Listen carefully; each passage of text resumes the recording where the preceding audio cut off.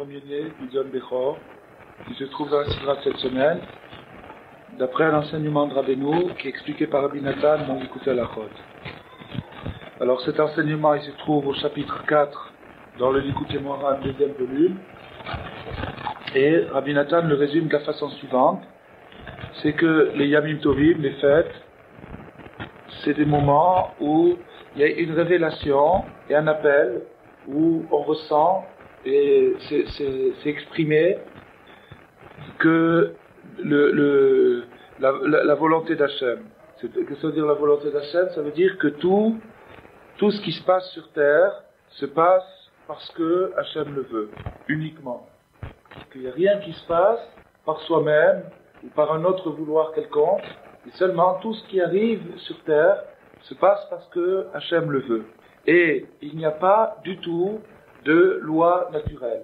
Il n'y a pas de loi naturelle, c'est-à-dire que même si un phénomène est observé des milliers de fois et des millions de fois, avec une répétition régulière, ça n'oblige absolument pas que la millionième et une fois, ça va se produire de la même façon. Il n'y a aucune obligation, il n'y a aucune loi, il n'y a aucune force de loi dans les phénomènes.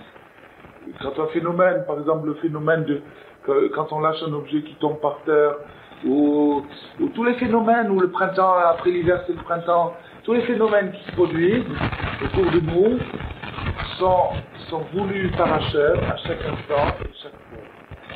Maintenant, la répétition n'est pas du tout une obligation. Une répétition, c'est une obligation. C'est comme par quelqu'un il invite quelqu'un chez lui, il a pied de lui, il le prend à la maison, il le fait dormir, il lui donne à manger, et puis ça dure une journée, 2 journées, 3 journées, et chaque journée, c'est toujours de la générosité. Il lui doit toujours rien. Même si ça dure 15 jours, même si ça dure 15 ans. Même si ça dure 15 ans, à Londres, il y a un monsieur, il a vu que la maison elle est ouverte. Tous ceux qui partent en Angleterre, ils s'arrêtent dans sa maison. Il a une maison où il y a des dortoirs au premier étage et au deuxième étage. Et tous les gens qui vont ramasser de l'argent à Londres, ils vont dormir chez lui, ils connaissent bien l'adresse, ils vont dormir là-bas. Et ils dorment pas seulement, mais ils mangent, et il y a même un bête à midrash dans sa maison, ils font la tefila, ils mangent, ils dorment. Et les repas, ils les prennent tous ensemble. Il y a une grande table, et ils prennent tous, tout le monde prend les repas. Une fois, il y avait un type d'Israël qui était là-bas, et puis il venait d'arriver, il connaissait pas encore, c'est la première fois qu'il venait dans cette maison d'Arkan Sochim. Et puis il demande à son voisin, dis-moi, combien de temps on peut rester ici? Alors son voisin il a dit, moi ça fait déjà 25 ans que j'y suis, on m'a pas encore mis dehors. Mais c'était le propriétaire. Le voisin c'est le propriétaire. Ça veut dire que même si quelqu'un il fait du bien à quelqu'un d'autre pendant autant que ça peut durer, mais chaque fois ça sera jamais un dû, ça ne deviendra pas un dû. La même chose, il n'y a aucun dû de la part d'Hachem vis-à-vis du monde. Et donc tous les phénomènes qui ont l'air d'avoir une routine et de se conduire normalement par eux-mêmes, ils n'ont aucune obligation. Ça peut changer d'une seconde à l'autre. Alors maintenant, quel rapport avec Yom Tov? Quel rapport avec la fête? Parce que dans les Yamim Tovim, c'est-à-dire dans les circonstances qui se sont produites dans les événements qui ont été l'origine des Yamim Tovim, Hachem a fait des signes flagrants qui ne permettent pas de douter de ce qu'on vient de dire maintenant. C'est-à-dire que quand est-ce qu'on peut douter de ce qu'on vient de dire maintenant? Quand est-ce que l'invité peut se croire chez lui? C'est quand ça dure et ça s'endort. Mais si de temps en temps le propriétaire, le balabait, il racle sa gorge, il fait quand l'autre il prend du beurre, alors il se rend compte que c'est du chesed le beurre.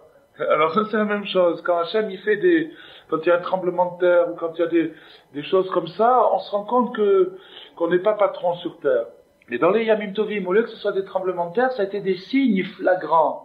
Ça a été des signes flagrants. Quand il y a un tremblement de terre ou un coup de tonnerre ou une sécheresse ou alors un hiver sans neige, alors on s'est dit tiens, c'est vrai, la neige, on peut pas la commander sur commande.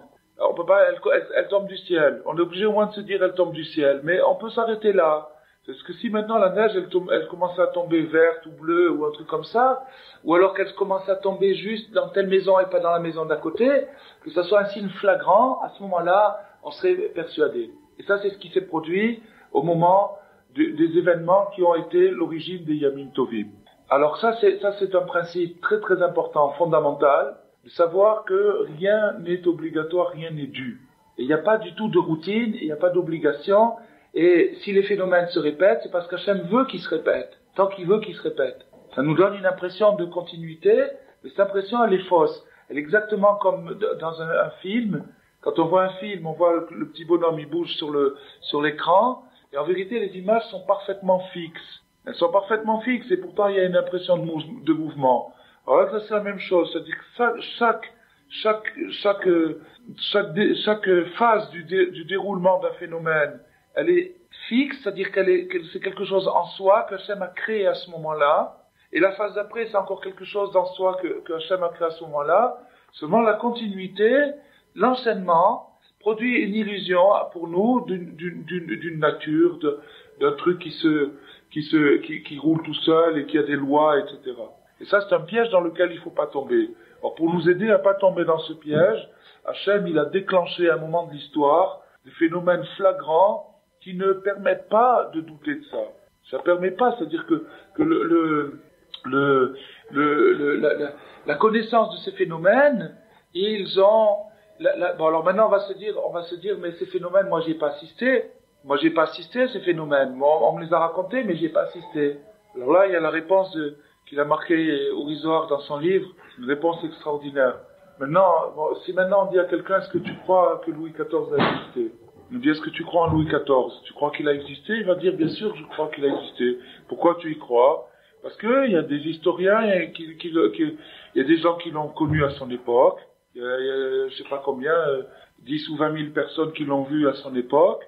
Et puis, il y a une dizaine d'historiens au maximum, ou une poignée d'historiens qui ont écrit sur lui. Et donc, voilà, c'est ça les preuves qui restent de Louis XIV. Et personne, aucun individu sensé, ne vient à mettre en doute l'existence de Louis XIV. Bon. Maintenant, les signes qu'il y a eu, les bouleversements cosmiques qu'il y a eu au moment de la sortie d'Égypte et dans le désert, ont été témoignés par des centaines de milliers de témoins adultes. Des centaines de milliers de témoins adultes. D'accord? Donc, déjà, on n'a plus 10 ou 20 000 personnes qui ont vu la chose. C'est des centaines de milliers de témoins adultes. Bon. Et ça a été écrit aussi, ça a été consigné par écrit, et ces écrits, ils ont été transmis fidèlement, sans altération, sans transformation d'une lettre, d'un signe. Ceux qui les ont transcrits, ils ont fait attention.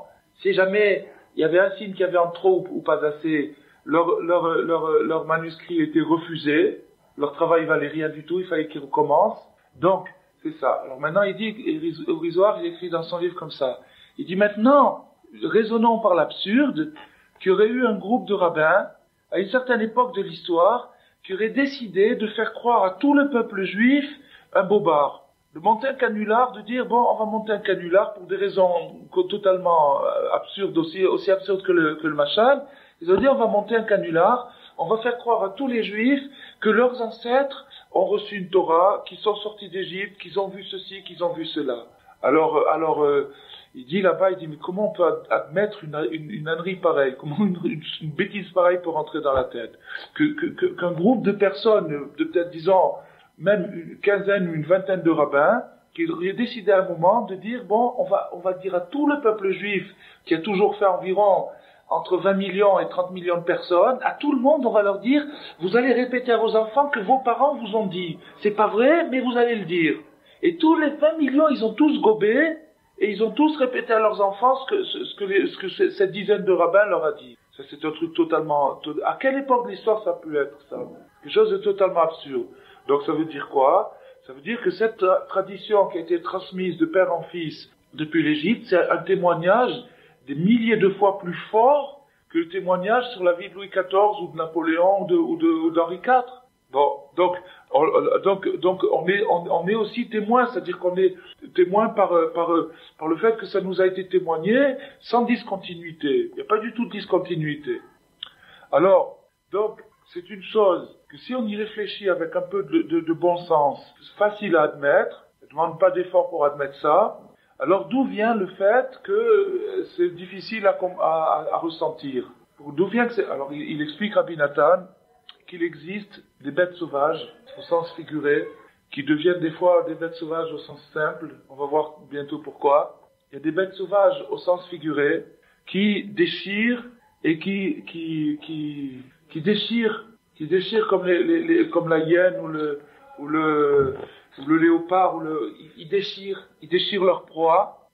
Et ces bêtes sauvages sont les partisans des explications rationalistes, c'est-à-dire des gens qui veulent se baser sur ce qu'ils voient maintenant. Ils veulent se baser que sur ce qu'ils voient maintenant.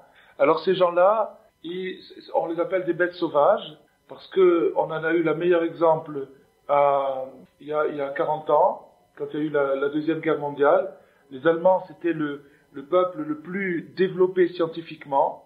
L'Allemagne se définissait elle-même comme le pays des penseurs et des poètes. Et des 6 généraux qui ont envahi l'Europe et qui se sont chargés de l'extermination du clan d'Israël, ils étaient tous agrégés de philosophie. Les 6 généraux qui se sont chargés de l'extermination du clan d'Israël étaient tous agrégés de philosophie. Tous amateurs de grande musique, très portés sur la science et sur la chimie. Donc le pays qui est allé le plus haut dans la science profane sur Terre, à cette époque-là, c'est l'Allemagne. Et l'Allemagne s'est transformée de bêtes sauvages au sens figuré et devenue des bêtes sauvages au sens propre, qui a déchiré littéralement le monde. Donc on voit que les choses sont liées. Les choses sont très très liées. Alors, ces bêtes sauvages, c'est-à-dire ceux qui sont partisans de l'explication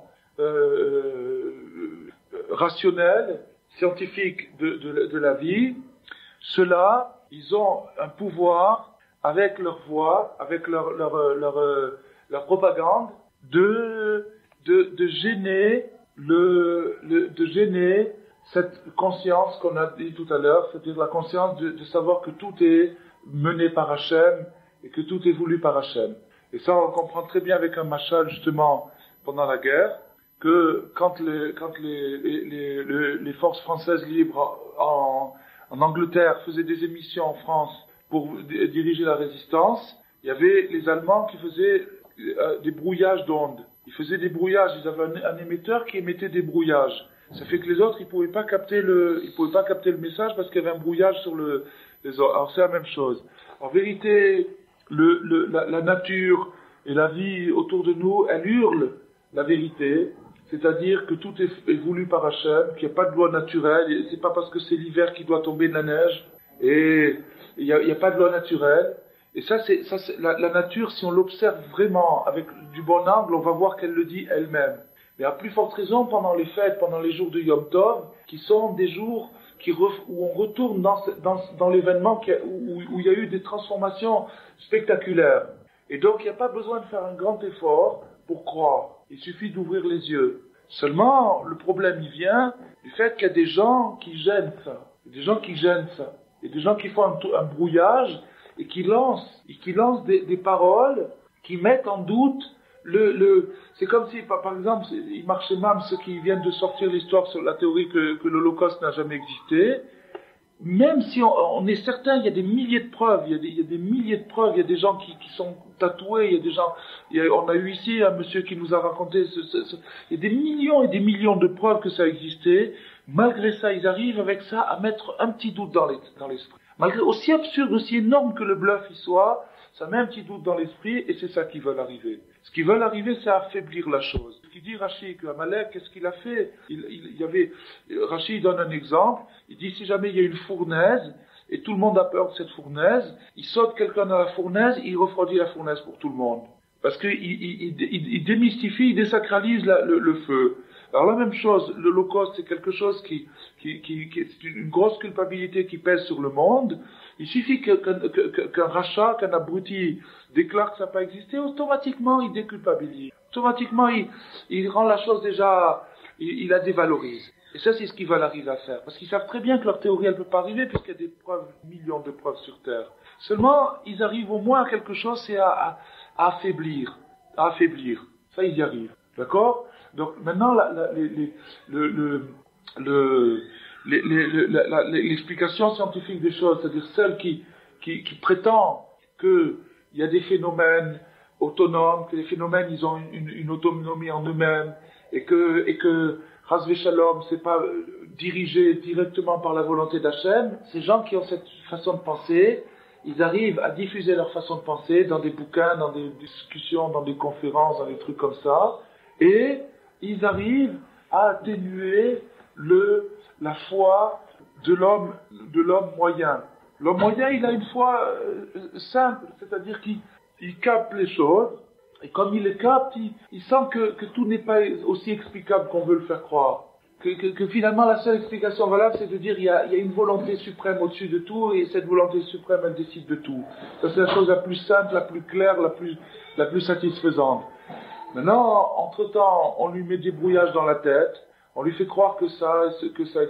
Et même si 50 ans après ou 20 ans après, la théorie qui semblait très très sérieuse, elle est réfutée aussi sérieusement que la première, elle avait été affirmée par un type qui se moque aussi bien de gens que le premier s'était moqué, ça fait rien.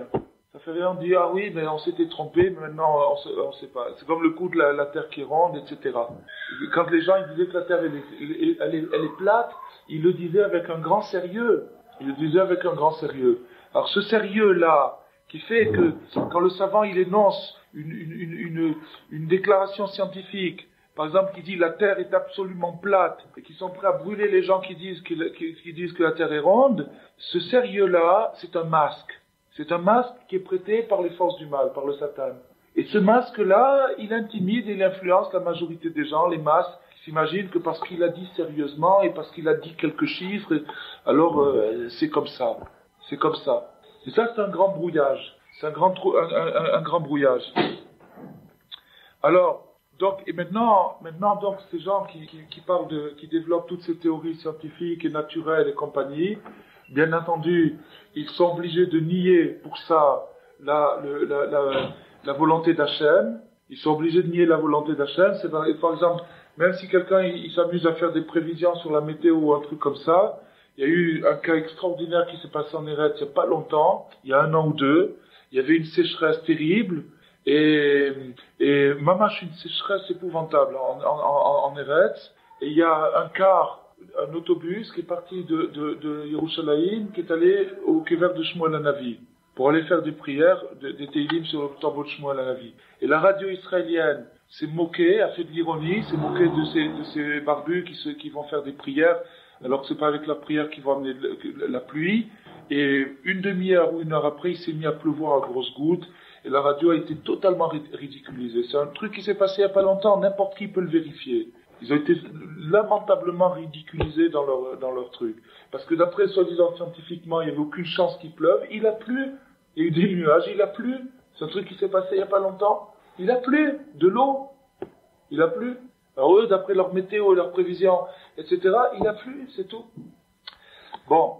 Alors, comment arriver maintenant à se débarrasser de ces bêtes sauvages, c'est-à-dire, quand on parle de se débarrasser, on parle pas de faire une élimination au niveau de la planète, on parle au niveau de soi-même, de pas être infesté, de pas être intoxiqué par cette façon de voir, parce que, entre parenthèses, cette façon de voir, c'est la plus terrible qui puisse exister, elle est angoissante au maximum, et pour s'en débarrasser, c'est par, justement, le Chacham Gadol chez Bigdusha, c'est-à-dire quand il existe des personnes qui sont arrivées à la sagesse véritable. Qu'est-ce que ça veut dire la sagesse véritable? C'est-à-dire qu'ils sont capables d'expliquer la relation qui existe entre chaque phénomène et la volonté générale d'Hachem. C'est-à-dire que chaque phénomène, par exemple, reprenons l'exemple de tout à l'heure, il y a un bourgeon qui vient d'éclater sur l'arbre, ça c'est un phénomène particulier. La volonté plus générale de ça, c'est que c'est le printemps. Et la volonté plus générale, c'est que il y a tout un enchaînement que Hachem veut produire de cette façon-là. Alors maintenant, le rapport, pourquoi est-ce qu'il faut précisément que ce petit bourgeon, il est éclaté à ce moment précis. Et la volonté générale d'Hachem, ça c'est la véritable science. Ça c'est la véritable sagesse. Et il existe des gens qui sont arrivés à ça, à cette sagesse-là. Ça, c'est la méditation. Explique-moi pourquoi ce bourgeon, il a éclaté maintenant. C'est pas la peine de me dire parce qu'il y avait de la sève dedans et parce qu'on a arrosé, ça c'est pas des explications. Dis-moi pourquoi ce bourgeon, il a éclaté maintenant. Et voilà, par exemple, en bas, dans le jardin, je sais pas si vous avez remarqué, il y a deux petites fleurs qui ont poussé alors qu'on est en plein hiver. Donc ça, c'est expliqué. Le Chacham chez Bigdusha, il peut expliquer ça. Le savant, il va dire oui, parce que c'est un hiver précoce, ou parce que le printemps est précoce, ou parce que ça, c'est pas une explication, ça. Pourquoi l'eau elle mouille? Parce qu'elle est mouillée, c'est pas une explication. Le Chacham chez Bigdusha, il est capable d'expliquer chaque phénomène. Le Baal Shem Tov, un jour, il était avec ses talmidim, ils sont descendus de la charrette, ils étaient en charrette, il a arrêté la charrette, il est descendu de la charrette, il les a fait descendre la charrette, et il y avait un petit brin de paille qui était sur la roue de la charrette, et le petit brin de paille, il est tombé, et là où il est tombé, il y avait un verre miso, et le Baal Shem Tov, il leur a fait voir tout ce qui s'est passé, c'est-à-dire quand la roue s'est arrêtée, le brin de paille, il est tombé juste à côté du petit verre, et le petit verre, il avait besoin de ce brin de paille. Le Baal Shem Tov, il leur a fait voir la présence d'Hachem dans toutes les choses. Ça, c'est Chacham, c'est Bigdusha. Ça, c'est le Chacham Gadol. Ça, c'est la vraie sagesse. C'est la vraie sagesse. Alors, donc, ça, c'est la réparation, c'est-à-dire que il faut pas espérer se débarrasser de toute l'intoxication, c'est-à-dire de tout ce qu'on nous a mis dans la tête avec les théories scientifiques et pseudo-scientifiques, de vulgarisation, dans les bouquins de vulgarisation et compagnie. Il faut pas espérer s'en débarrasser si facilement, parce que c'est bien ancré en nous. On a été bien intoxiqué par ça. Par contre, il y a une solution, c'est le Chacham chez Bigdusha, c'est-à-dire le tzaddik, le très grand tzaddik, le très grand maître qui est capable de tout expliquer la relation qui existe entre chaque phénomène et son origine. Alors, ça, cet endroit-là, cette partie-là, c'est-à-dire cette sagesse, c'est la sagesse de Moshe Rabbeinu, et Moshe Rabbeinu, c'est à ce niveau-là qu'il est arrivé, qui s'appelle Metzach Haratzon, c'est-à-dire le front du vouloir, c'est-à-dire la partie supérieure du vouloir, c'est-à-dire le vouloir général, le vouloir de tous les vouloirs, le fait que Hachem a un vouloir qui englobe tous les vouloirs et qui produit tous les vouloirs. Et ça, ce Metzach Haratzon, c'est-à-dire le front du vouloir, il s'oppose au front du serpent, qui n'est autre que la clique pseudo-scientifique des gens qui veulent tout expliquer par des lois naturelles et qui nous empoisonnent, qui font ceux qui inventent des si belles bombes et des si beaux objets de destruction. Alors, maintenant, cette mentalité de tout vouloir détruire, de tout vouloir nier, de dire que les phénomènes ils sont automatiques, elle est entretenue par quelque chose d'autre. Elle est entretenue par une certaine passivité. C'est-à-dire qu'il y a des gens qui sont qui sont sur la bonne route, mais à partir il y a un moment où, sentant qu'ils sont sur la bonne route, ils se disent, bon, on va faire roue libre. On va se laisser rouler, on va pas ajouter, on va continuer comme ça sur la bonne route. Alors, cette attitude, il nous explique, Rabbeinu, que c'est elle qui alimente le scientifisme. C'est-à-dire, c'est parce que la majorité des gens a cette attitude-là, c'est-à-dire l'attitude de ne pas vouloir trop se casser la tête, de vouloir avoir des réponses bateaux qu'on peut mettre à toutes les sauces, qu'on peut répéter bêtement à ses enfants sans les avoir remis en question, et de continuer sur cette voie comme ça. Cet esprit-là, c'est ce qui permet justement à un petit groupe de gens, qui sont les gens qui écrivent les bouquins de théorie scientifique et d'Apikorsut, à ce groupe-là, ça leur permet justement d'avoir une bonne clientèle. C'est eux qui alimentent cette mentalité. S'il n'y avait pas des gens comme ça, ces gens se remettaient en question. Ces gens cherchaient, alors ceux qui viennent avec leur théorie scientifique, ils seraient ridicules, ils seraient stupides, ils auraient honte de sortir ces trucs-là, de sortir des énormités pareilles. Mais comme ils savent qu'il y a un public pour ça, pourquoi? Parce que ce public, justement, il se casse pas trop la tête, et qu'il y a cette mentalité de stagner, de ne pas ajouter, de ne pas rechercher, de ne pas progresser. alors ils ont un bon public, et c'est même ça qui les alimente, cette mentalité qui les alimente. Alors c'est pour ça, Rabbeinu, il nous dit que chacun doit s'arranger, que en vieillissant, il ajoute de la sagesse, et que chaque journée de sa vie soit une journée de progrès, et une journée de supplément où il ajoute quelque chose qu'il ne savait pas hier. D'où la grande obligation d'étudier la Torah. L'obligation d'étudier la Torah, ça veut dire de progresser. Étudier la Torah, c'est pas pour répéter un truc, une machine comme ça, c'est pour progresser, pour ajouter quelque chose que je savais pas hier. Pour savoir un truc que je savais pas hier. Et pas seulement en connaissance, mais aussi en pureté, en conscience, en valeur spirituelle, pas seulement dans la connaissance théorique, en connaissance pratique aussi. Mais quand il y a des gens qui vieillissent et dont la vie s'allonge et qui s'arrangent pas à progresser, au contraire, alors c'est de ce phénomène, comme on l'a dit tout à l'heure, que se produit la propagation des idées scientifiques. Et alors maintenant, pour venir en remède à ça, Rabbeinu, il explique qu'est-ce qui se passe, il démonte, il analyse le phénomène, et puis après il nous donne la solution. Qu'est-ce qui va nous permettre de nous protéger contre ça? Rabbeinu, il dit le tikkun pour ça, c'est la tzedaka, c'est-à-dire de donner de l'argent de tzedaka à ceux qui en ont besoin. Parce que grâce à la tzedaka, on élève les jours perdus et on répare cette mentalité qu'on a dit tout à l'heure des anciens qui ne progressent pas. C'est-à-dire la mentalité. C'est pour ça Rabbeinu a dit qu'on n'avait pas le droit d'être vieux. C'est interdit d'être vieux. C'est-à-dire que il faut toujours progresser. Et c'est de là que vient cet esprit scientifique. C'est-à-dire que les scientifiques, à la limite, eux-mêmes, c'est eux-mêmes des gens qui n'ont pas progressé. C'est-à-dire que même s'ils ont progressé dans leur science, dans leur connaissance, ils n'ont pas progressé spirituellement, sur eux-mêmes. Ils n'ont pas progressé du tout. À ce moment-là, ça démystifie, si on arrive à ça démystifie le front du serpent, et chacun arrive, animé par le tzaddik, par le maître de la génération, on arrive à faire le rapport entre tout ce qui se passe, tous les retsonotes, c'est-à-dire toutes les choses qui se produisent, les phénomènes qui se produisent sur Terre, et la volonté générale d'Hachem, et à ce moment-là, on s'est débarrassé des bêtes sauvages, et à ce moment-là, en s'étant débarrassé des bêtes sauvages qui faisaient le brouillage, qui nous empêchaient de capter les missions d'Hachem, c'est-à-dire la volonté d'Hachem, à ce moment-là, on entend l'appel de Yom Tov, et l'appel de Yom Tov qui déclame que tout est par la volonté d'Hachem, et à ce moment-là, cet appel de Yom Tov nous emplit de crainte. Mais au lieu qu'il nous emplisse de peur, il nous emplit de crainte. C'est-à-dire au lieu de trembler sur la menace des Chinois etc., ou des phénomènes, etc.,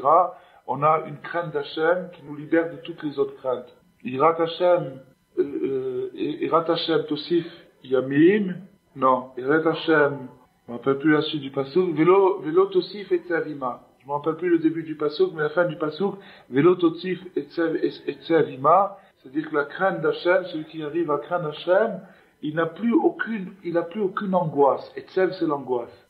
Où il va venir ceci, où il va venir cela, mais celui qui a la crainte d'Hachem n'a plus aucune angoisse. Donc c'est la libération.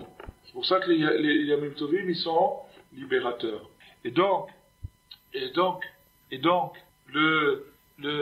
grâce à cette ira, grâce à cette crainte d'Hachem, donc, qu'on a dit qui est libératrice, qui nous enlève toutes les angoisses, alors, il y a automatiquement, en retour immédiat, une grande abondance de biens, et une grande abondance de bienfaits, de bonté, c'est-à-dire ça nous permet de capter la bonté d'Hachem, et à ce moment-là, le monde tourne tout à fait sous une autre forme, et ça, c'est plus la rigueur, c'est-à-dire c'est plus le truc des prévisions, des angoisses, tous ces trucs-là, mais au contraire, on voit une démultiplication de la bonté, c'est-à-dire beaucoup plus de bonté, c'est-à-dire qu'à partir du moment où on commence à voir la Emouna, on commence aussi à voir la Bracha, c'est-à-dire que les choses s'élargissent, les mêmes choses deviennent plus larges, et c'est ça, donc, la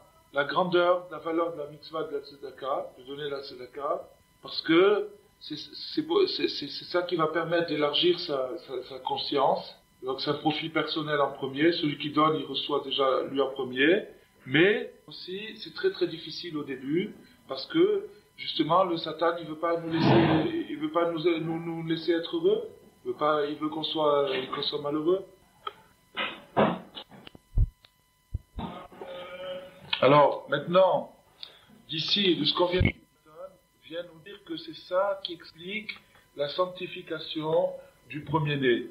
Pourquoi le Bechor, le premier-né, pas seulement chez l'homme mais chez l'animal aussi, a un sens particulier. Qu'est-ce que ça peut faire qu'il soit né le premier ou le deuxième ou le troisième? Pourquoi est-ce qu'il a un sens particulier?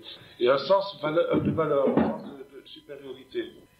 Alors Rabbi Nathan nous explique que le moment typique qui a servi d'exemple pour toutes les générations où on a assisté mondialement à ce qu'on a dit tout à l'heure, c'est-à-dire au fait que c'est Hachem qui dirige la planète et qui dirige tous les phénomènes, qui interviennent jusque dans les moindres détails. Ce moment-là, historique, c'était la sortie d'Égypte.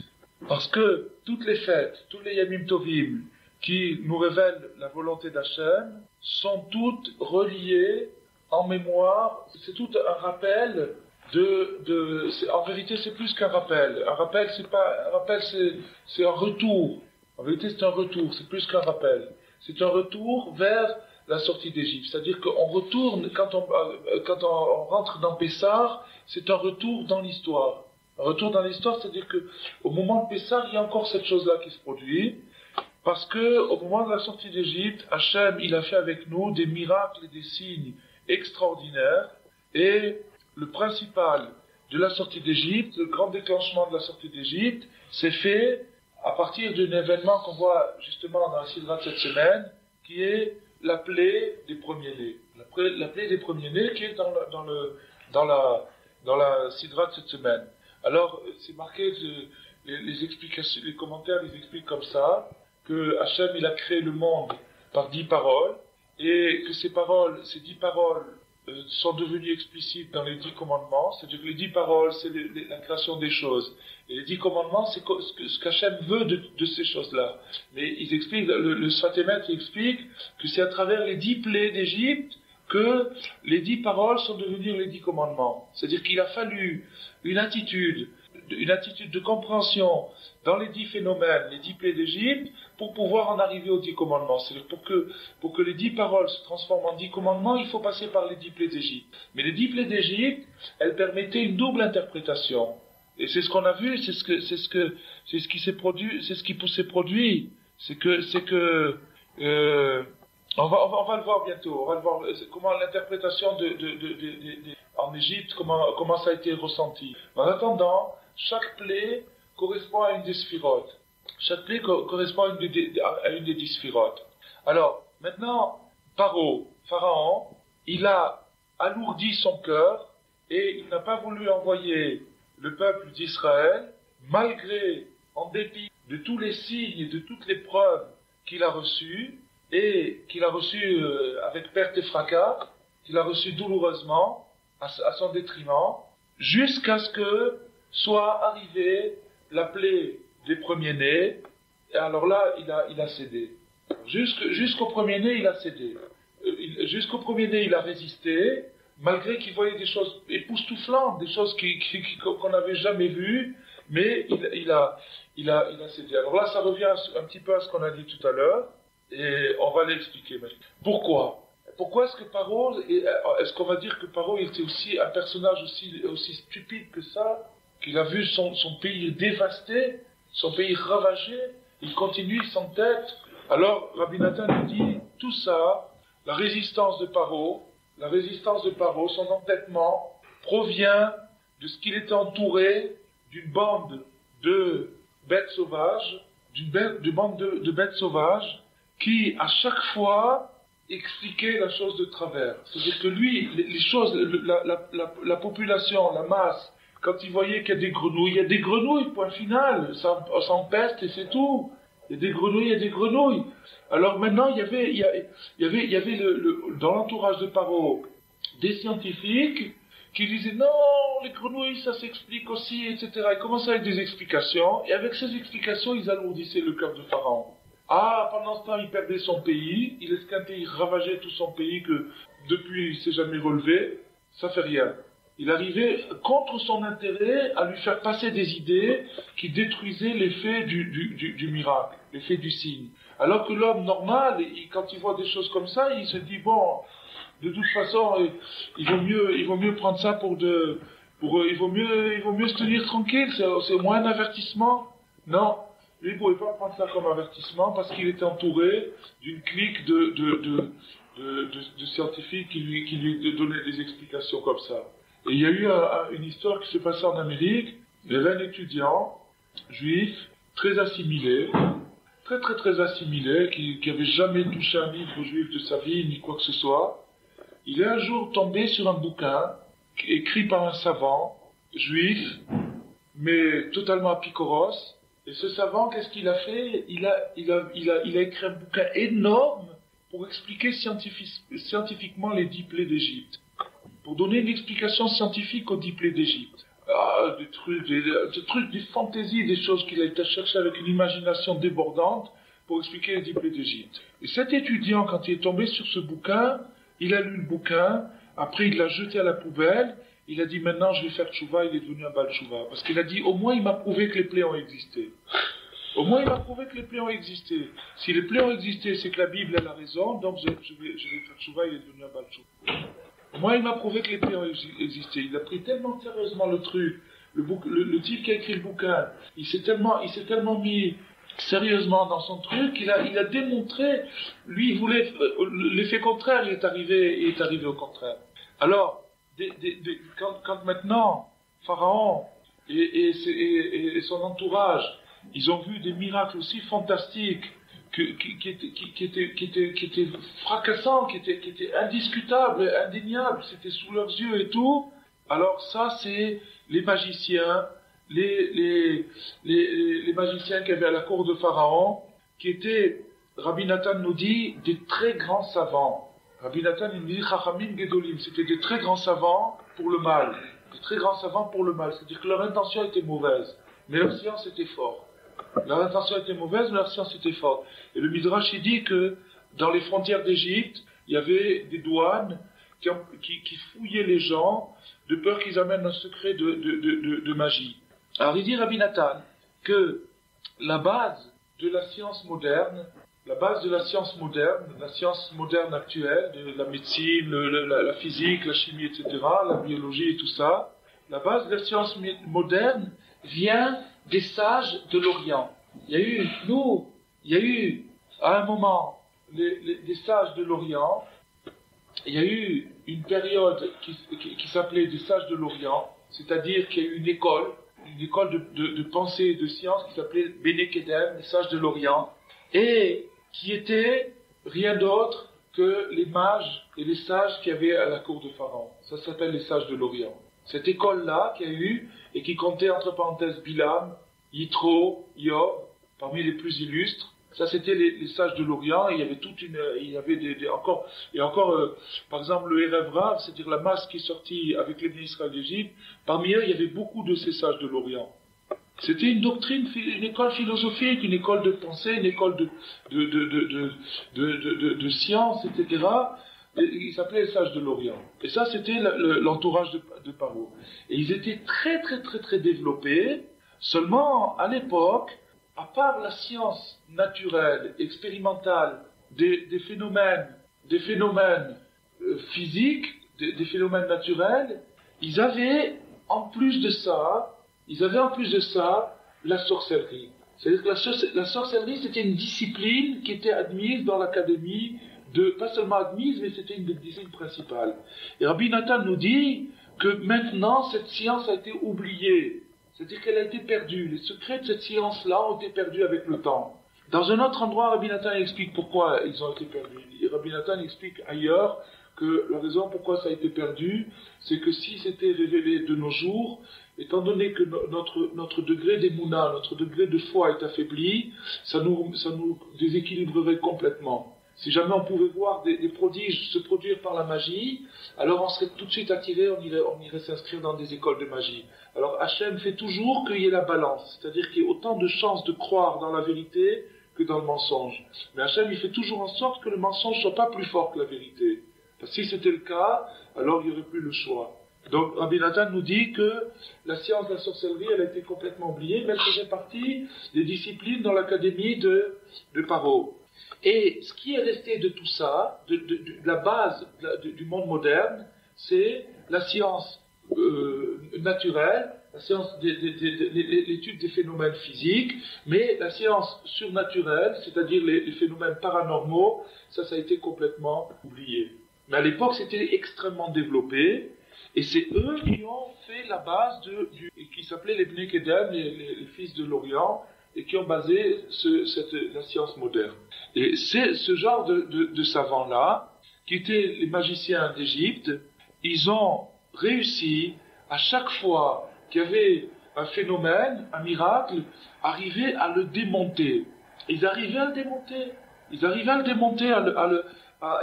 démonter.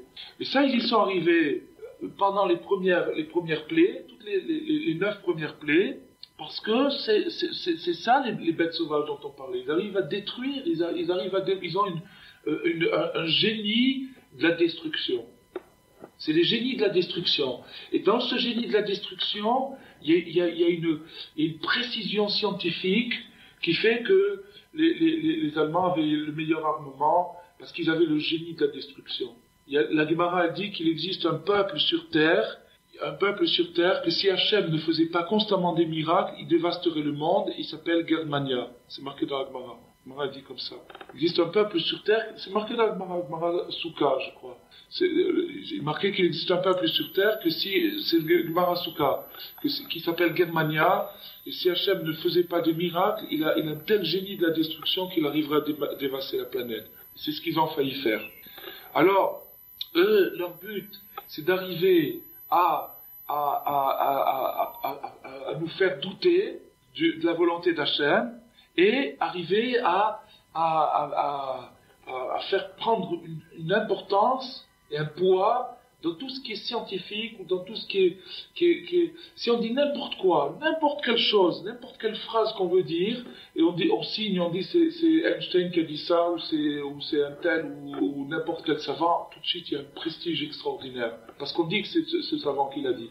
Et si on dit que c'est un chacham, le prestige y tombe, parce qu'il y a cette tendance de destruction, cette tendance alors c'est ça le secret de la lourdeur du cœur de Paro. La lourdeur du cœur de Paro, il vient de ça. C'est-à-dire, quand la Torah nous dit que Paro avait le cœur alourdi, ça veut dire que Paro, comme tous les citoyens de son époque, quand il voyait des signes, il était impressionné.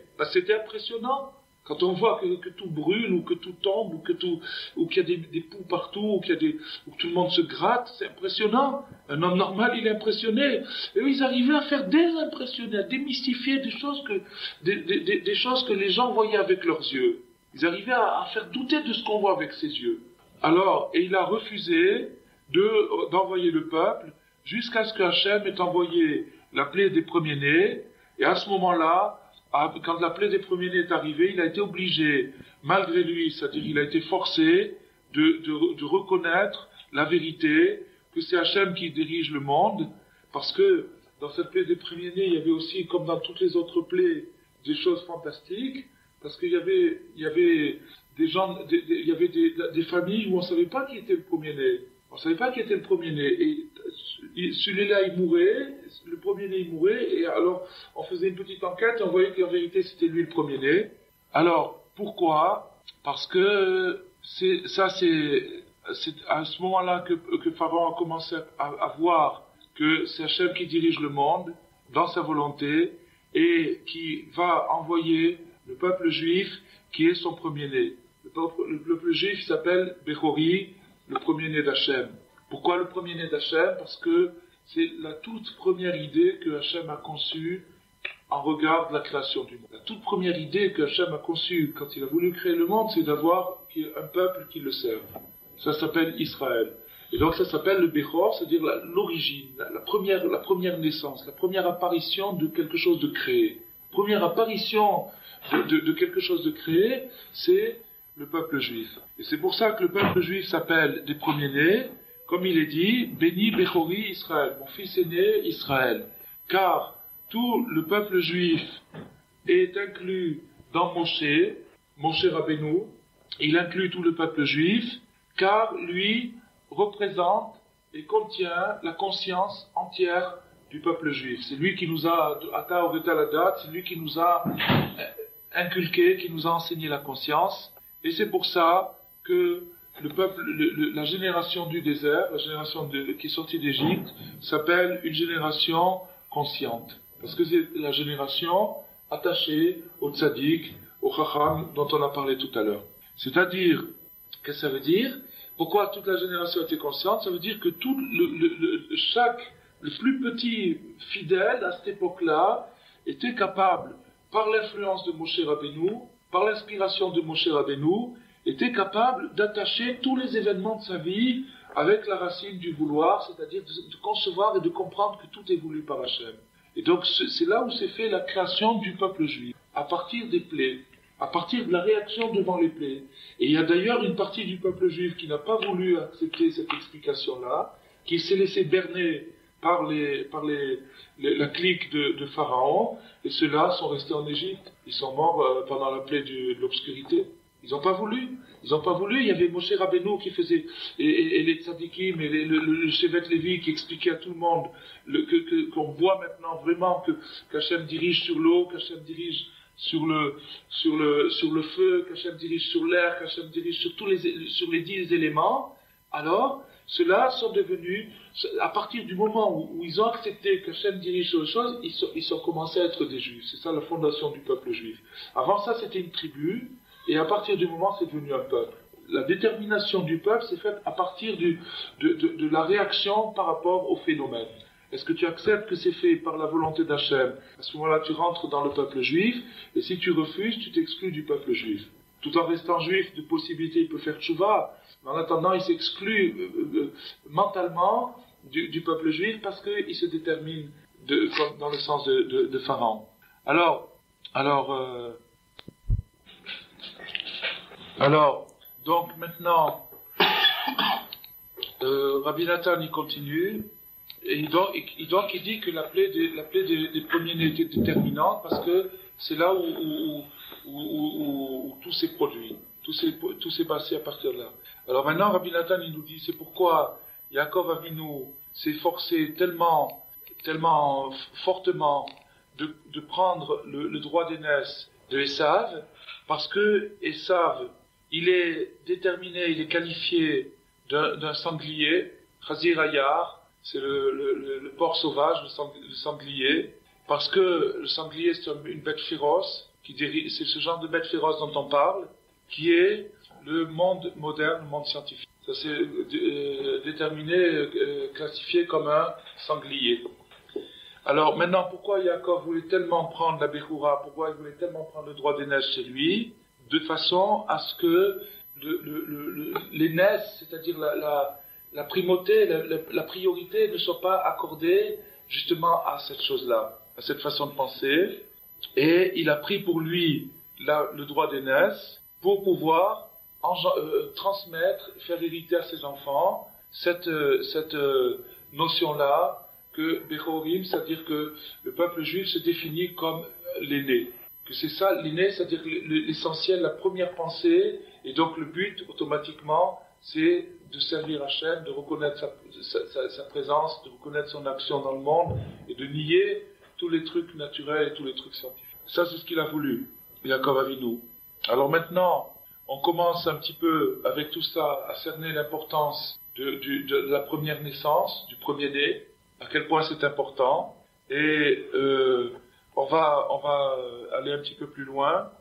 Entre parenthèses, Rabbi Nathan il dit que le prince d'Esav avec qui Yaakov s'est battu, c'est exactement le même prince que le prince d'Égypte, c'est-à-dire le prince spirituel, le prince céleste, l'ange de l'Égypte. Chaque pays a un ange, chaque pays a un prince, et c'est pourquoi la sortie d'Égypte n'a pu se produire qu'à partir du déclenchement de la plaie des premiers-nés, parce que là, c'est là où le prince d'Esav, justement, a été complètement vaincu. Il a été vaincu quand il y a eu la plaie des premiers-nés, les premiers-nés d'Égypte représentent justement cette conception, cette conscience négative de la destruction et de nier la présence d'Hachem dans le monde.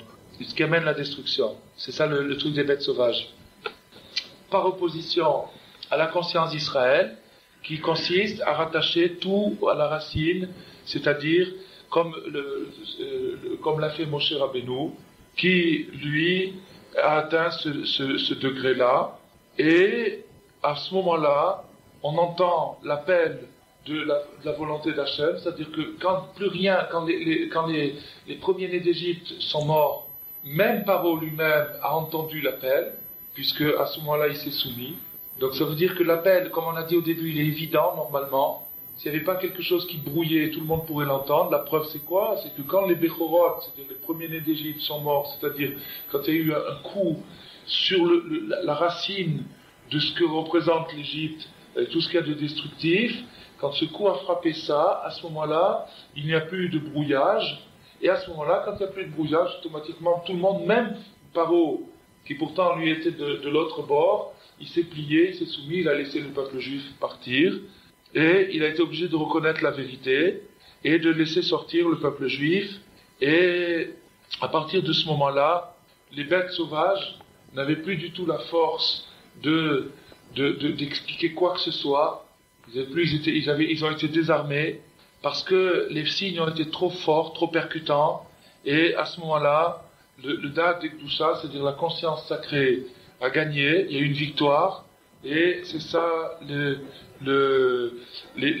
premiers-nés d'Israël qui ont été sauvés, et parmi les premiers-nés d'Égypte, c'est-à-dire qu'il y avait eu un discernement, que les premiers-nés d'Israël ont été sauvés. Alors, ça a démontré que l'aînesse appartient à Israël, et ça a été une défaite totale pour les premiers-nés d'Égypte et pour toute la doctrine et la philosophie des Égyptiens. Et là, à ce moment-là, les enfants d'Israël, ils ont été sauvés, ils sont sortis d'Égypte. Alors maintenant, à partir de ce moment-là, et c'est donc ça, c'est à la fin de la Sidra de cette semaine, à partir de ce moment-là, les premiers-nés d'Israël se sont élevés en Kedusha, c'est-à-dire qu'ils ont pris une distinction. Rappelez-vous, c'est ce qu'on avait dit au début. En quoi est-ce que les premiers-nés se distinguent? Pourquoi quelle valeur il y a dans le fait d'être premier-né? Qu'est-ce que ça peut faire qu'il soit le premier ou le deuxième? Alors la réponse, on l'a faite maintenant avec toute cette explication. On doit sentir l'importance du premier-né. Et il faut le donner au Kohen, car le Kohen, il représente le front de la volonté d'Hachem, ce qu'on a expliqué tout à l'heure, parce que tous les Kohanim sont sanctifiés par la sainteté, la pureté d'Aaron, à propos de qui il est dit, al mitzro le ratzon, sur son front par vouloir. C'est-à-dire que ça fait allusion à ce que Aaron HaKohen mettait sur son front, et qui était pour le vouloir. Mais si Rabbi Nathan fait une allusion et dit que le Kohen représente le Metzach HaRatzon, c'est-à-dire la racine du vouloir, c'est-à-dire cet esprit dont on a parlé depuis le début. Et donc c'est au Kohen qu'il faut apporter le petit bébé, le premier-né. Et c'est pour ça que le premier-né, qui est la première apparition de quelque chose de conscient, c'est-à-dire quand on a engendré quelque chose de conscient, un petit enfant qui va vivre, qui a une conscience, il faut tout de suite l'attacher au Kohen, la porter au Kohen et l'attacher au Kohen. Tout de suite la porter au Kohen, de façon à ce que cette conscience soit attachée toujours au vouloir d'Hachem. C'est-à-dire que tout ce qu'on a de conscience, tout ce qu'on a de pouvoir, tout ce qu'on a de science, tous nos pouvoirs, on doit les attacher au Kohen, c'est-à-dire au vouloir d'Hachem. Ça, c'est la leçon du premier-né. Pourquoi est-ce qu'on doit racheter le premier-né? Pourquoi est-ce qu'on doit l'apporter au Kohen? Pour attacher tous les vouloirs à la racine du vouloir, et c'est ça le lien de Pidyon à Ben, Pidyon le rachat du premier-né, qu'il faut le racheter avec de l'argent, car l'argent qu'on donne au Kohen en échange du petit garçon, en échange du premier-né, c'est, comme on a dit tout à l'heure, tout simplement, la tzedaka. On a dit tout à l'heure, c'est-à-dire que ce petit enfant-là, il vient dans le monde, et il risque de lui arriver des histoires, il risque d'aller à l'école, il risque qu'on lui enseigne des choses qui vont déformer son esprit, qui vont lui empêcher de voir des choses évidentes, la volonté d'Hachem devant ses yeux. Alors il faut tout de suite le prémunir, l'amener chez le Kohen et le racheter avec de l'argent. Et cet argent qu'on donne au Kohen, c'est de la tzedaka. C'est de la tzedaka, c'est-à-dire ce qui se permet de faire tous les tikkunim, toutes les réparations qu'on avait vues tout à l'heure. L'argent qu'on donne au Kohen, c'est la tzedaka. Alors, car la tzedaka, c'est ça qui répare tous les jours perdus, comme on avait dit. Et donc, il faut donner le pidyon, le rachat, qui est de la tzedaka au Kohen, car le Kohen représente l'ancêtre de Kedusha, l'ancêtre le tzaddik. Le Kohen, il représente le tzaddik, comme il est dit, comme de la bonne huile sur la tête, qui descend sur la barbe d'Aaron. Alors, bien sûr, la barbe d'Aaron, elle représente, elle symbolise Dikna de Kana, Dikna de Kana Rabba, la barbe du grand Kohen, et elle représente Zaken, en hébreu veut dire en même temps Zaken vieux et Zakan la barbe. Elle représente la vieillesse sacrée, c'est-à-dire une personne qui sait ajouter chaque fois dans sa vie plus de Kedusha et plus de connaissances. Alors, ça nous apprend aussi que notre tzedaka, il faut savoir distribuer au bon endroit, c'est-à-dire il faut s'arranger puisque l'argent on le donne au Kohen, il faut savoir donner l'argent au bon endroit, et Rabbeinu explique dans un autre endroit que cette chose-là, l'art de donner l'argent au bon endroit, c'est l'essentiel de la tzedaka, parce que si, chas v'shalom, avec notre argent de tzedaka, on alimente quelque chose de négatif, on n'a rien réparé. Tandis que si on alimente quelque chose de positif, on a réparé, on a dirigé notre force dans la bonne direction. Donc il faut espérer que Hachem soit content de nous, qu'il nous appelle toujours Béni Bechori Israël, et qu'on ait le mérite de toujours donner la tzedaka. Là-dessus, il faut prier beaucoup pour chercher à qui donner de l'argent. En vérité, on ne doit pas refuser quand on nous demande, on doit donner quelque chose. Mais l'essentiel de notre tzedaka, il faut savoir le donner au bon endroit, de façon à réparer tous les tikkunim. Le premier-né, Pidyon Bechor, qui se trouve dans la sidra de cette semaine, d'après un enseignement de Rabbeinu, qui est expliqué par Rabbi Nathan dans l'Écoute à la Chod.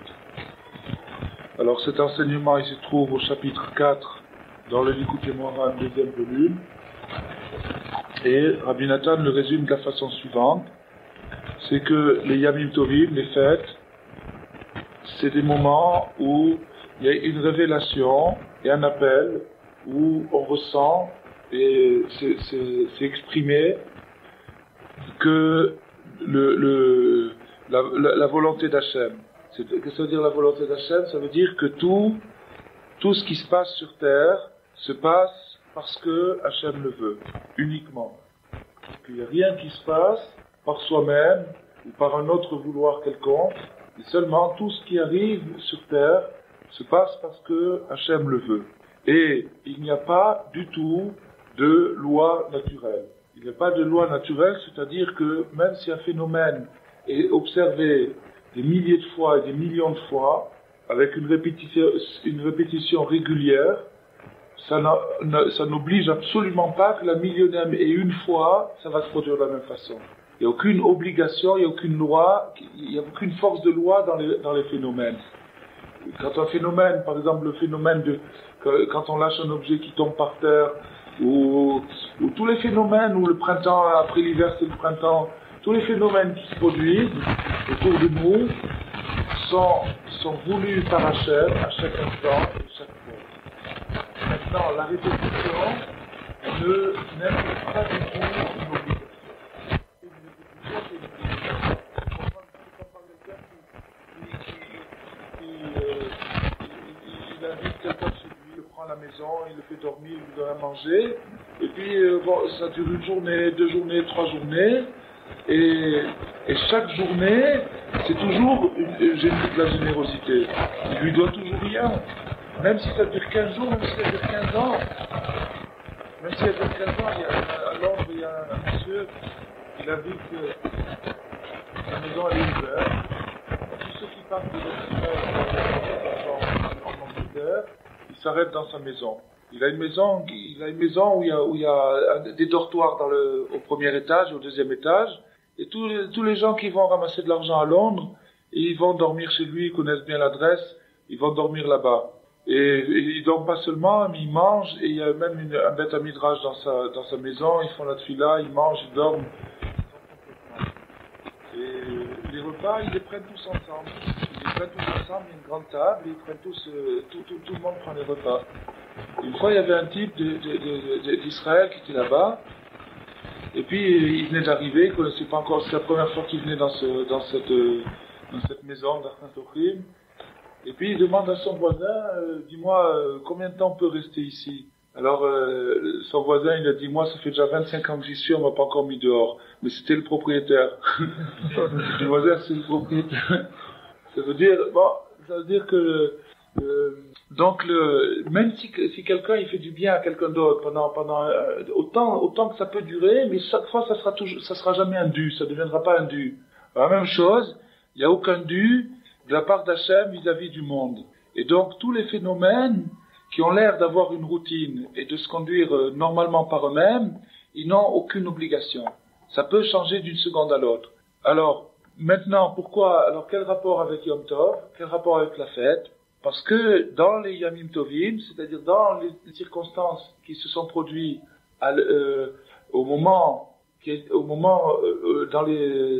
les événements qui ont été l'origine des Yamim Tovim, Hachem a fait des signes flagrants qui ne permettent pas de douter de ce qu'on vient de dire maintenant. C'est-à-dire que quand est-ce qu'on peut douter de ce qu'on vient de dire maintenant?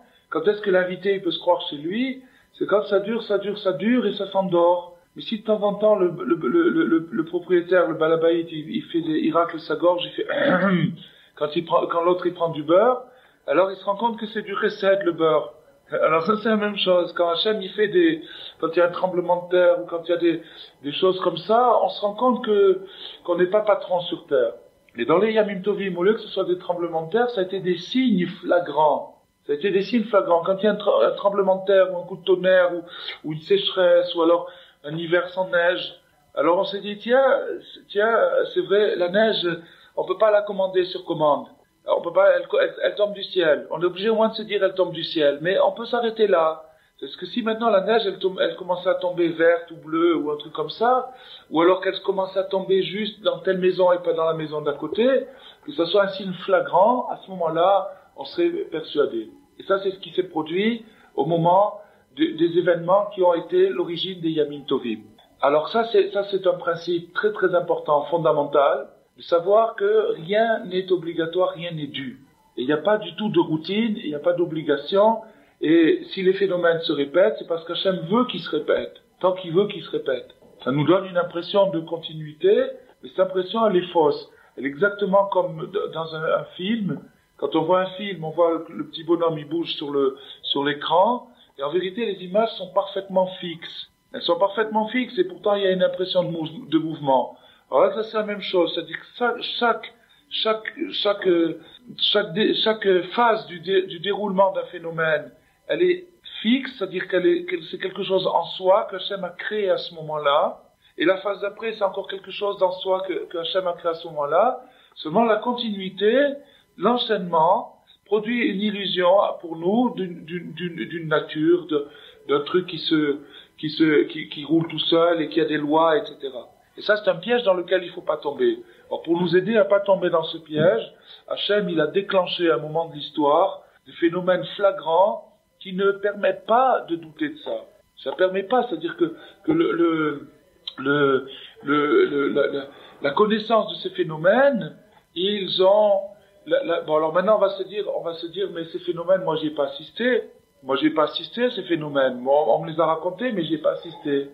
Alors là, il y a la réponse qu'il a marquée Ourizor dans son livre, une réponse extraordinaire. Maintenant, si maintenant on dit à quelqu'un, est-ce que tu crois que Louis XIV a existé?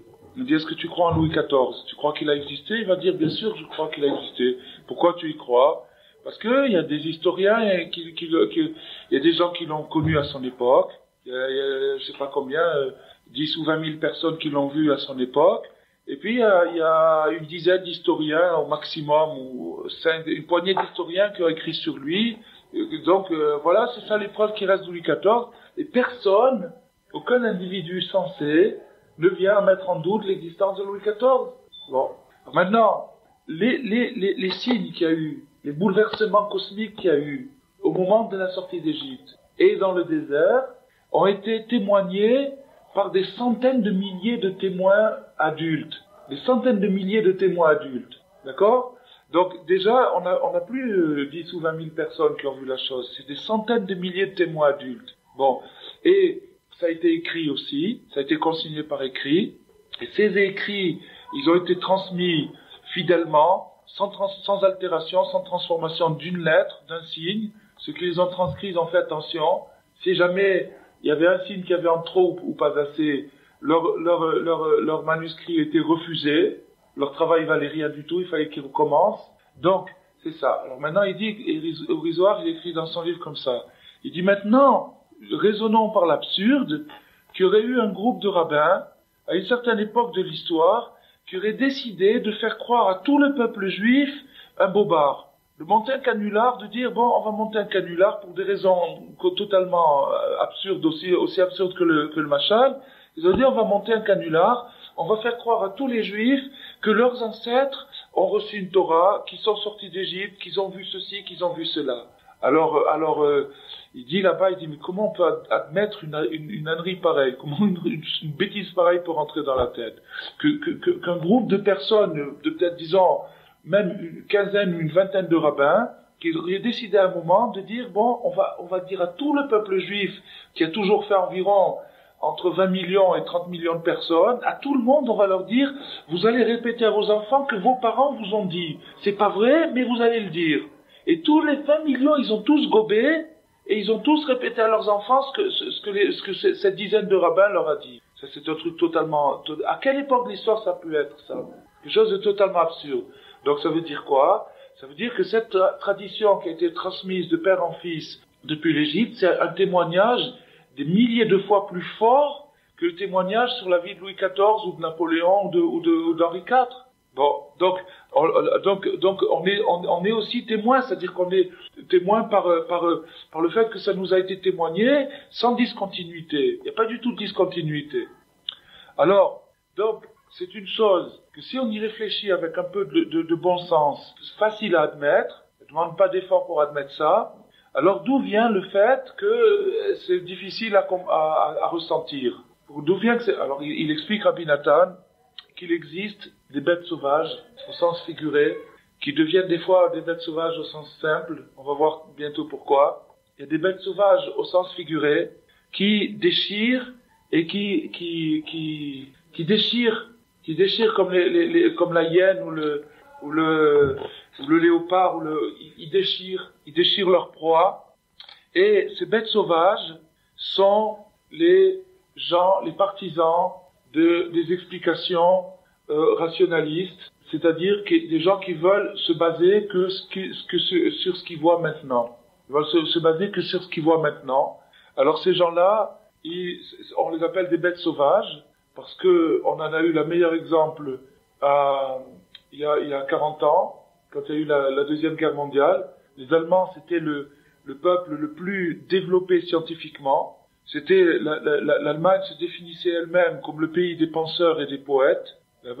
Et des 6 généraux qui ont envahi l'Europe et qui se sont chargés de l'extermination du clan d'Israël, ils étaient tous agrégés de philosophie. Les 6 généraux qui se sont chargés de l'extermination du clan d'Israël étaient tous agrégés de philosophie. Tous amateurs de grande musique, très portés sur la science et sur la chimie. Donc le pays qui est allé le plus haut dans la science profane sur Terre, à cette époque-là, c'est l'Allemagne. Et l'Allemagne s'est transformée de bêtes sauvages au sens figuré et devenue des bêtes sauvages au sens propre, qui a déchiré littéralement le monde. Donc on voit que les choses sont liées. Les choses sont très très liées. Alors, ces bêtes sauvages, c'est-à-dire ceux qui sont partisans de l'explication rationnelle, scientifique de la vie, ceux-là, ils ont un pouvoir avec leur voix, avec leur propagande, de gêner de gêner cette conscience qu'on a dit tout à l'heure, c'est-à-dire la conscience de savoir que tout est mené par Hachem et que tout est voulu par Hachem. Et ça, on comprend très bien avec un machal, justement, pendant la guerre, que quand les forces françaises libres en Angleterre faisaient des émissions en France pour diriger la résistance, il y avait les Allemands qui faisaient des brouillages d'ondes. Ils faisaient des brouillages, ils avaient un émetteur qui émettait des brouillages. Ça fait que les autres, ils pouvaient pas capter le message parce qu'il y avait un brouillage sur les autres. Alors c'est la même chose. En vérité, la nature et la vie autour de nous, elle hurle la vérité.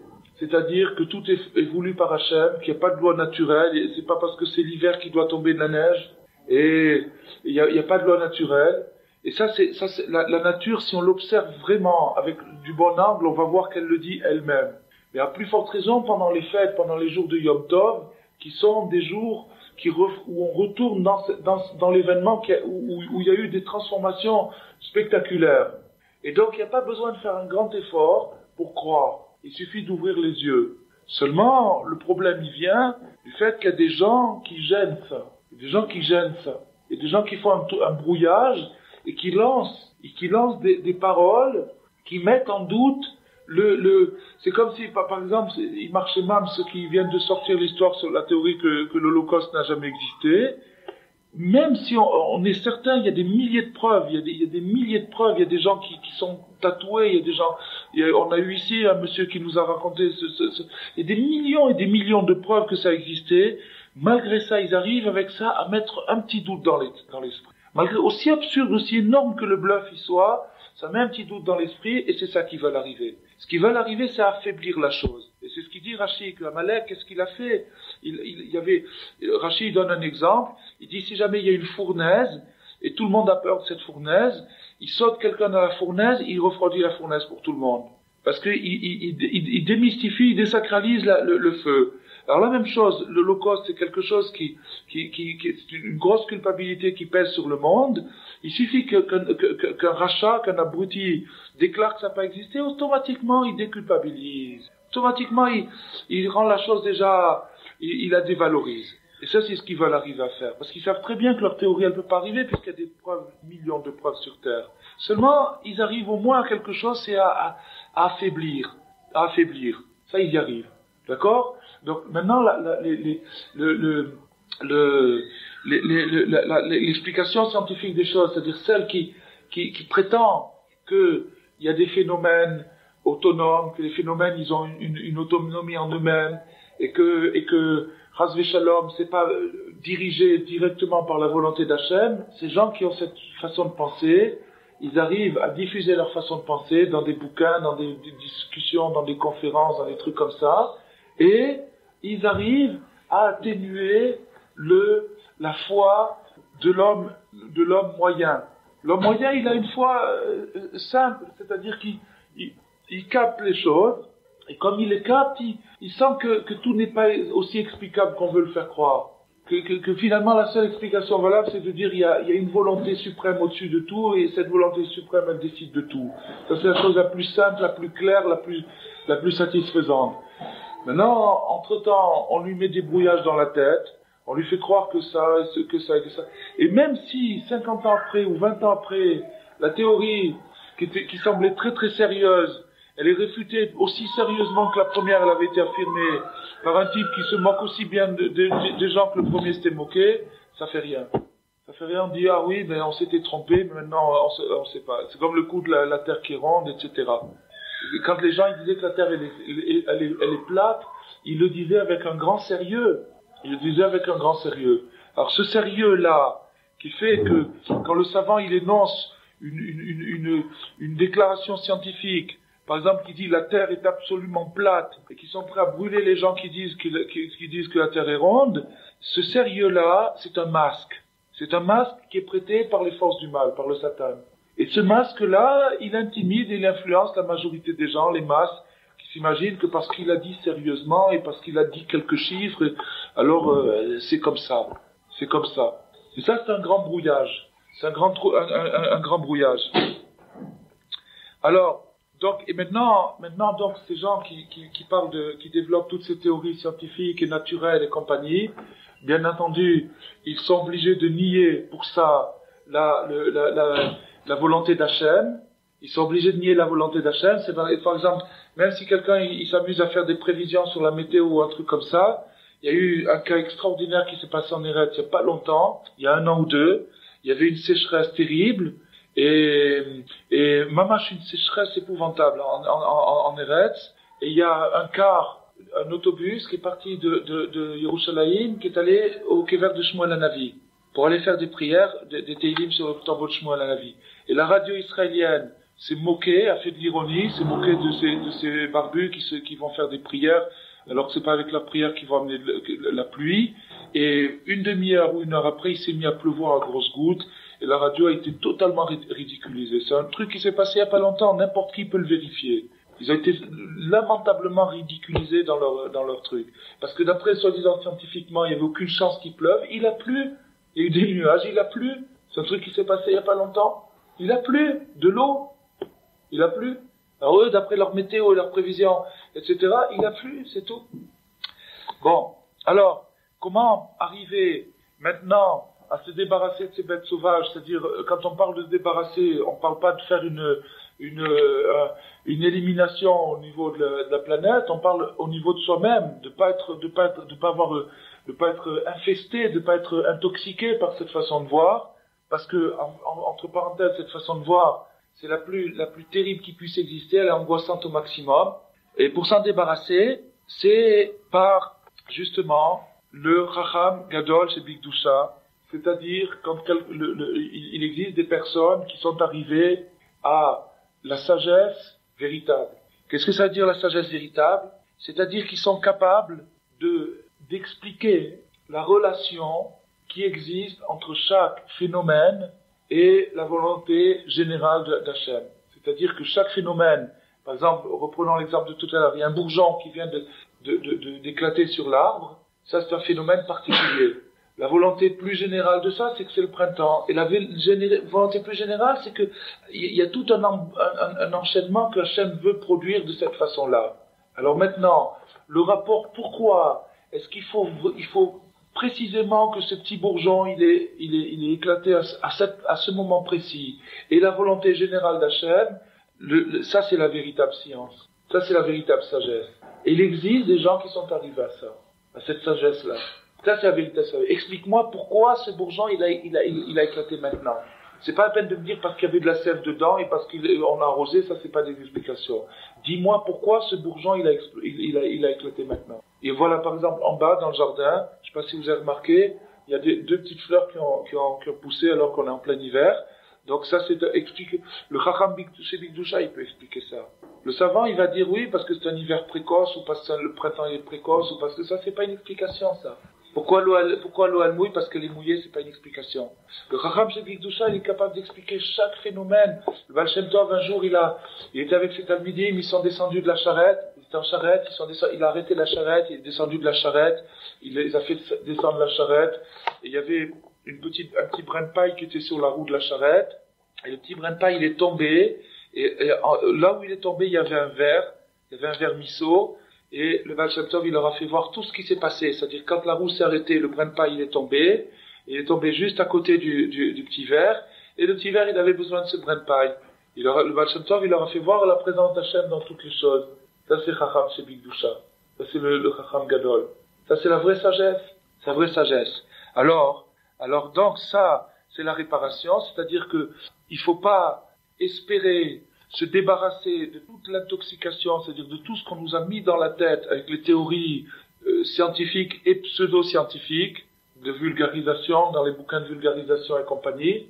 Il faut pas espérer s'en débarrasser si facilement, parce que c'est bien ancré en nous. On a été bien intoxiqué par ça. Par contre, il y a une solution, c'est le Chacham Shebikdusha, c'est-à-dire le tzaddik, le très très très grand tzaddik, le très grand maître qui est capable de tout expliquer la relation qui existe entre chaque phénomène et son origine. Alors, ça, cet endroit-là, cette partie-là, c'est-à-dire cette sagesse, c'est la sagesse de Moshe Rabbeinu, et Moshe Rabbeinu, c'est à ce niveau-là qu'il est arrivé, qui s'appelle Metzach Haratzon, c'est-à-dire le front du vouloir, c'est-à-dire la partie supérieure du vouloir, c'est-à-dire le vouloir général, le vouloir de tous les vouloirs, le fait que Hachem a un vouloir qui englobe tous les vouloirs et qui produit tous les vouloirs. Et ça, ce Metzach Haratzon, c'est-à-dire le front du vouloir, il s'oppose au front du serpent, qui n'est autre que la clique pseudo-scientifiques, des gens qui veulent tout expliquer par des lois naturelles et qui nous empoisonnent, qui font ceux qui inventent des si belles bombes et des si beaux objets de destruction. Alors, maintenant, cette mentalité de tout vouloir détruire, de tout vouloir nier, de dire que les phénomènes ils sont automatiques, elle est entretenue par quelque chose d'autre. Elle est entretenue par une certaine passivité. C'est-à-dire qu'il y a des gens qui sont qui sont sur la bonne route, mais à partir il y a un moment où, sentant qu'ils sont sur la bonne route, ils se disent, bon, on va faire roue libre. On va se laisser rouler, on va pas ajouter, on va continuer comme ça sur la bonne route. Alors, cette attitude, il nous explique Rabbeinu, que c'est elle qui alimente le scientifisme. C'est-à-dire, c'est parce que la majorité des gens a cette attitude-là, c'est-à-dire l'attitude de pas vouloir trop se casser la tête, de vouloir avoir des réponses bateaux qu'on peut mettre à toutes les sauces, qu'on peut répéter bêtement à ses enfants sans les avoir remis en question, et de continuer sur cette voie comme ça. Cet esprit-là, c'est ce qui permet justement à un petit groupe de gens, qui sont les gens qui écrivent les bouquins de théorie scientifique et d'Apikorsut, à ce groupe-là, ça leur permet justement d'avoir une bonne clientèle. C'est eux qui alimentent cette mentalité. Ce n'est pas des gens comme ça, ces gens se remettaient en question. Ces gens cherchaient, alors ceux qui viennent avec leur théorie scientifique, ils seraient ridicules, ils seraient stupides, ils auraient honte de sortir ces trucs-là, de sortir des énormités pareilles. Mais comme ils savent qu'il y a un public pour ça, pourquoi? Parce que ce public, justement, il se casse pas trop la tête, et qu'il y a cette mentalité de stagner, de ne pas ajouter, de ne pas rechercher, de ne pas progresser. Alors ils ont un bon public, et c'est même ça qui les alimente, cette mentalité qui les alimente. Alors c'est pour ça, Rabbeinu il nous dit que chacun doit s'arranger, que en vieillissant, il ajoute de la sagesse, et que chaque journée de sa vie soit une journée de progrès, et une journée de supplément, où il ajoute quelque chose qu'il savait pas hier. D'où la grande obligation d'étudier la Torah. L'obligation d'étudier la Torah, ça veut dire de progresser. Étudier la Torah, c'est pas pour répéter un truc, une machine comme ça, c'est pour progresser, pour ajouter quelque chose que je savais pas hier. Pour savoir un truc que je savais pas hier. Et pas seulement en connaissance, mais aussi en pureté, en conscience, en valeur spirituelle, pas seulement dans la connaissance théorique, en connaissance pratique aussi. Mais quand il y a des gens qui vieillissent et dont la vie s'allonge et qui s'arrangent pas à progresser, au contraire, alors c'est de ce phénomène, comme on l'a dit tout à l'heure, que se produit la propagation des idées scientifiques. Et alors maintenant, pour venir en remède à ça, Rabbeinu il donne toujours il explique qu'est-ce qui se passe, il démonte, il analyse le phénomène, et puis après il nous donne la solution. Qu'est-ce qui va nous permettre de nous protéger contre ça? Rabbeinu il dit le tikkun pour ça, c'est la tzedaka, c'est-à-dire de donner de l'argent de tzedaka à ceux qui en ont besoin. Parce que grâce à la tzedaka, on élève les jours perdus et on répare cette mentalité qu'on a dit tout à l'heure des anciens qui ne progressent pas. C'est-à-dire la mentalité. Et c'est pour ça Rabbeinu a dit qu'on n'avait pas le droit d'être vieux. C'est interdit d'être vieux. C'est-à-dire que il faut toujours progresser. Et c'est de là que vient cet esprit scientifique. C'est-à-dire que les scientifiques, à la limite, eux-mêmes, c'est eux-mêmes des gens qui n'ont pas progressé. C'est-à-dire qu'ils, même s'ils ont progressé dans leur science, dans leur connaissance, ils n'ont pas progressé spirituellement. Sur eux-mêmes. Ils n'ont pas progressé du tout. À ce moment-là, ça démystifie, si on arrive à ça, ça démystifie le front du serpent, et on arrive, chacun arrive, animé par le tzaddik, par le maître de la génération, on arrive à faire le rapport entre tout ce qui se passe, tous les retsonotes, c'est-à-dire toutes les choses qui se produisent, les phénomènes qui se produisent sur Terre, et la volonté générale d'Hachem, et à ce moment-là, on s'est débarrassé des bêtes sauvages, et à ce moment-là, en s'étant débarrassé des bêtes sauvages qui faisaient le brouillage, qui nous empêchaient de capter les missions d'Hachem, c'est-à-dire la volonté d'Hachem, à ce moment-là, on entend l'appel de Yom Tov, et l'appel de Yom Tov qui déclame que tout est par la volonté d'Hachem, et à ce moment-là, cet appel de Yom Tov nous emplit de crainte. Mais au lieu qu'il nous emplisse de peur, il nous emplit de crainte. C'est-à-dire au lieu de trembler sur la menace des Chinois etc., ou des phénomènes, etc., on a une crainte d'Hachem qui nous libère de toutes les autres craintes. Irat Hashem Tosif Yamim, non, Irat Hashem, je me rappelle plus la suite du pasuk, Velo Tosif Etzavima. Je me rappelle plus le début du pasuk, mais la fin du pasuk, Velo Tosif Etzavima, c'est-à-dire que la crainte d'Hachem, celui qui arrive à craindre Hachem, il n'a plus aucune angoisse. Etzev, c'est l'angoisse.